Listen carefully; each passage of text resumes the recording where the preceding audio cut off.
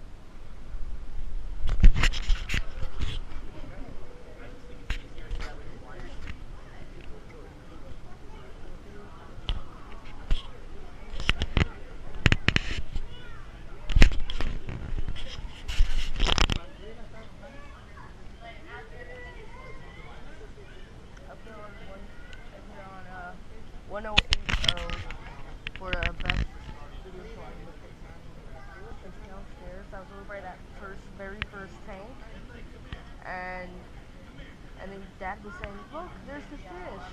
And the mom said, no, there's a lot of germs. And Dad said, yeah. And Dad said, yeah, right. She said, yeah, because of all the Hebrews and Hebrews. And I'm like, I'm just...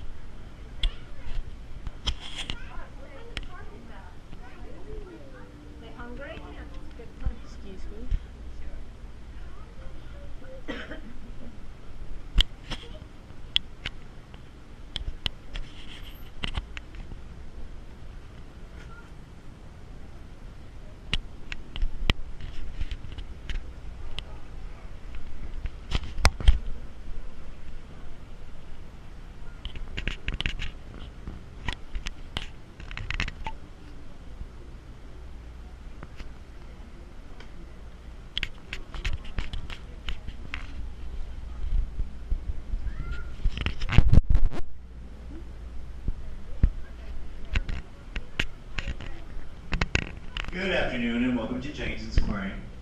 In approximately 5 minutes, we will be having our Pacific Coast shark feeding. This is the smaller of the 2 shark tanks and can only be viewed from the bottom floor. Again, in just about 5 minutes, we'll be having our Pacific Coast shark feeding. The smaller of the 2 shark tanks located on the bottom floor. We thank you for visiting us today. We hope you enjoy the rest of your day here at Jenkensons Aquarium.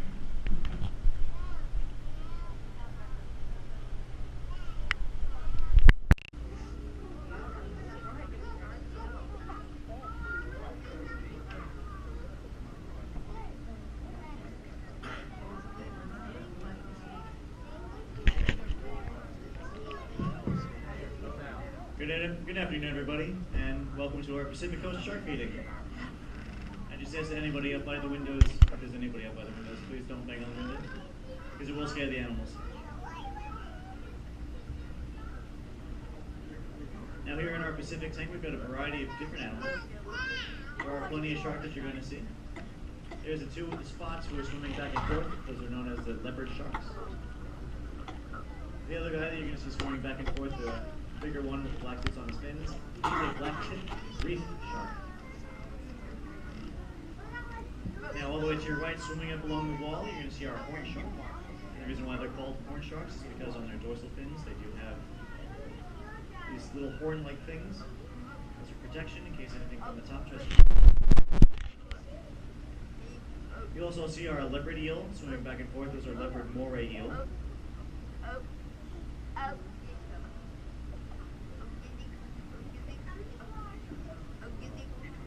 And just to name a few of the fish, the big blue one you're going to see with all the polka dots, she is known as a blueberry grouper. The big white fish you're going to see swim back and forth, he is known as a blue line snapper. Now the cool thing about the blue line snapper, when he gets really angry, you'll see he's actually doing it right now. He'll turn red, completely red. Little red lines will go down his body. That's how you know he's angry or frustrated.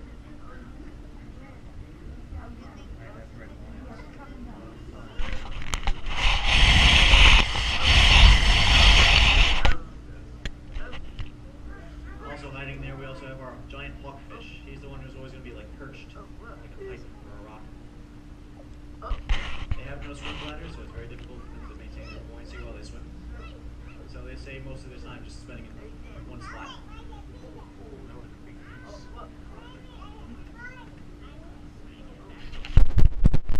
Now here at our aquarium, we feed our animals a variety of food.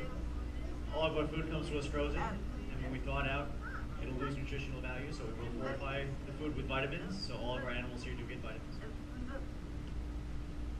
And all of our food is restaurant quality. It's the same kind of stuff you'd get at any restaurant. So here we feed our animals squid, capelin, zoo smelts, species of mackerel or herring.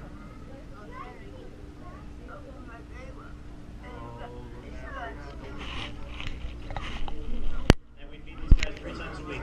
This is the biggest question we get, is why don't we feed the fish? The reason why sharks don't eat the fish is because they are well fed. Like I said before, we feed these guys 3 times a week, whereas out in the wild they might only eat maybe once or twice a month, depending. Maybe more, maybe less. Big piece.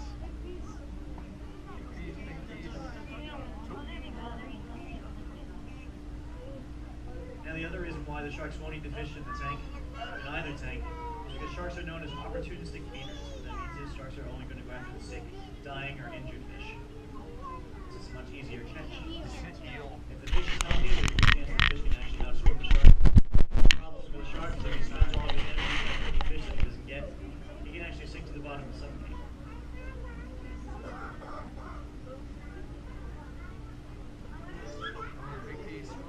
Now sharks are fish, but they are separate from the other fish that you see swimming with them. The other fish you see swimming with them are known as bony fish because their skeletons are made of completely bone, solid bone. Sharks, however, their skeletons made up completely of cartilage. It's the same kind of material that's in your ears and the tip of your nose, that very squishy type material. Their entire skeleton's made of that, so that's why when they pass away, you won't find shark bones because the cartilage disintegrates. It's away. That's why the only thing normally left behind is their teeth. Another difference between sharks and the other fish are their gills. They both have gills, but fish have the gills flap. Just like one solid gill flap, you'll see it open up on both sides. Sharks, however, don't have that flap. They have 5 to 7 gills. If you look on the shark, you'll see those little lines drawn their face. Those are the gill slits. Now, for most sharks, they do need to stay in constant motion to breathe, but there are some sharks, like the nurse sharks you see in the big Atlantic tank, or the horn sharks and the bamboo shark in the Pacific tank. They can spend all their time on the bottom and don't have to worry about moving to breathe. They have special muscles on their gills that allow them to push water so they can breathe without having to move. And the other difference between sharks and the bony fish are their scales. They both have scales, but you'll notice most bony fish, if you've ever had a fish and cleaned it, they have like that plasticky type scale, whereas the shark have this sandpaper-esque type scale. Like an armor, it's almost like a tooth. It's called a dermal denticle.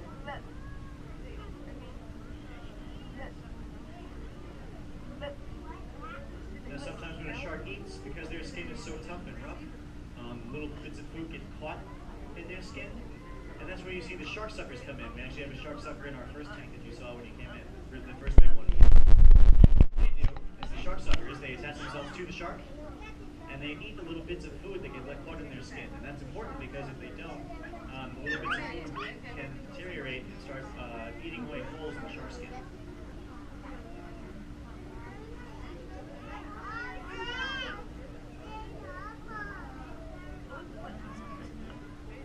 Now this feeding is going to continue for a little while longer. If you have any questions, you can feel free to ask. My name is Chris, so you can ask any of our other knowledgeable Jenkensons staff in our blue and our black sweatshirts, or t-shirts rather. Our next feeding will be at 3:30, and that'll be the penguins. We thank you again for visiting us, so we hope you enjoy the rest of your day here at Jenkensons Aquarium.